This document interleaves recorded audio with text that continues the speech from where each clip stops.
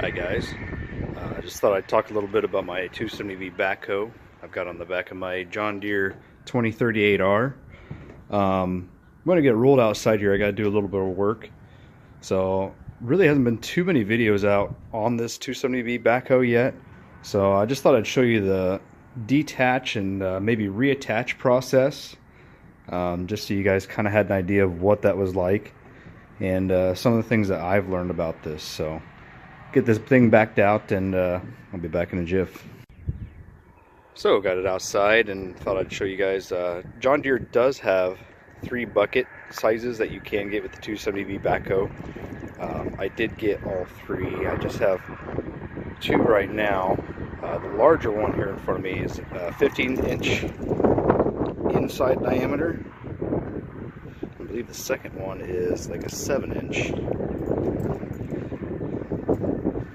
Pretty close. Thought I'd get a shot of the instructions here for you guys.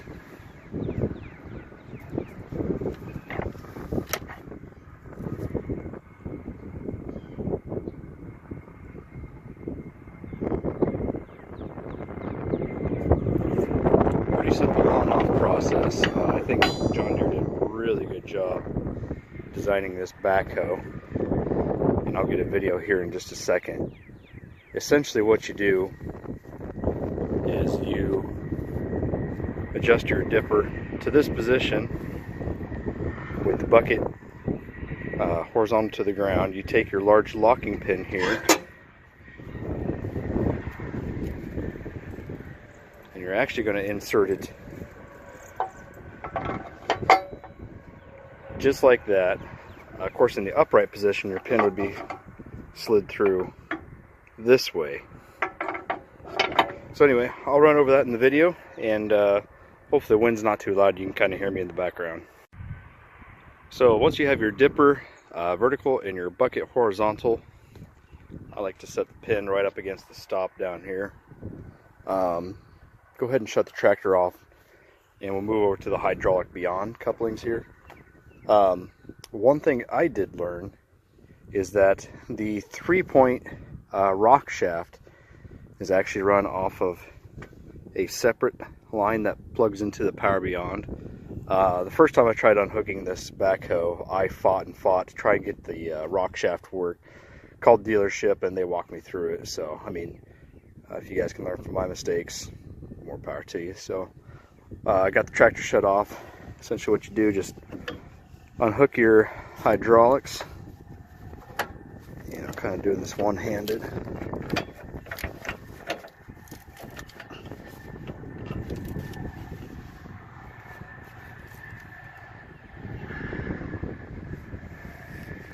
Unhook your power beyond.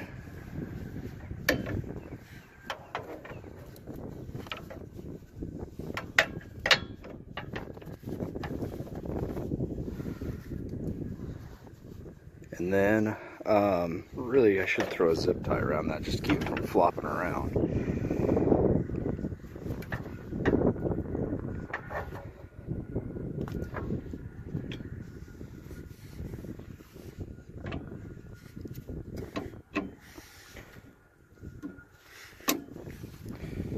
So now we've got power to our rock shaft, and what we're going to do is raise our 3-point arms and take the weight off the backhoe, and then we're going to remove these 2 pins on each side. Hopefully you guys can hear me. So I've got the hydraulics unhooked here. We're ready to raise our rock shaft.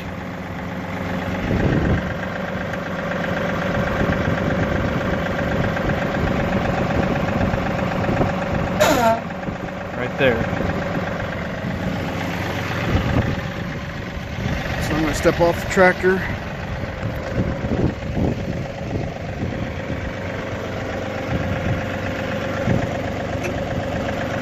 It's still a little tight, so I'm going to bring it up just a little bit more.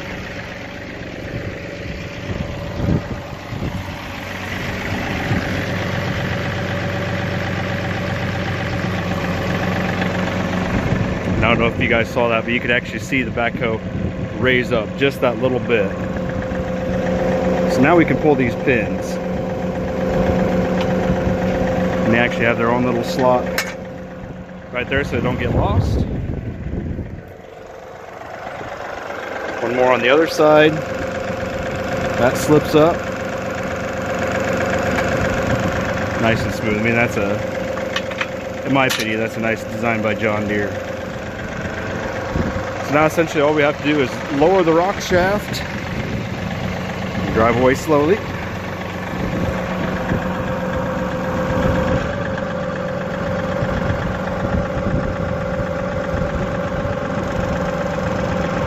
You can see it coming out of this bracket.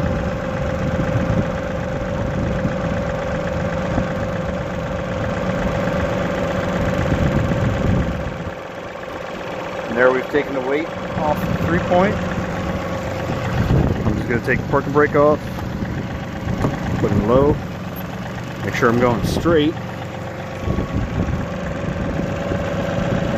just slowly pull away.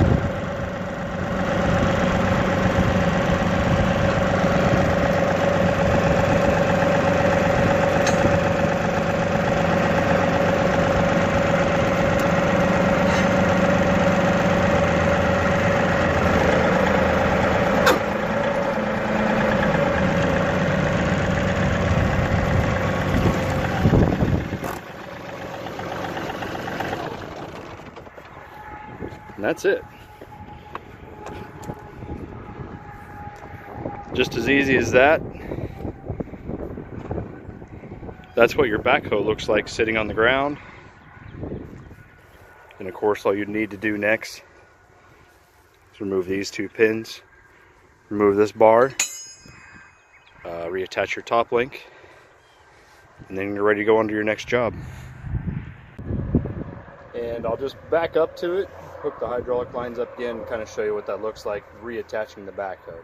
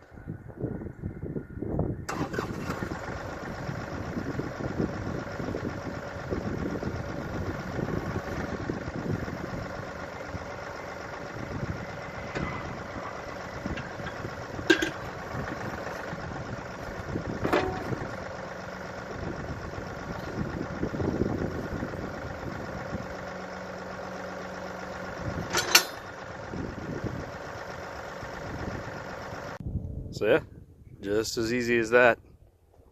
Like I say, my professional opinion, I think John Deere did a really great job designing this backhoe.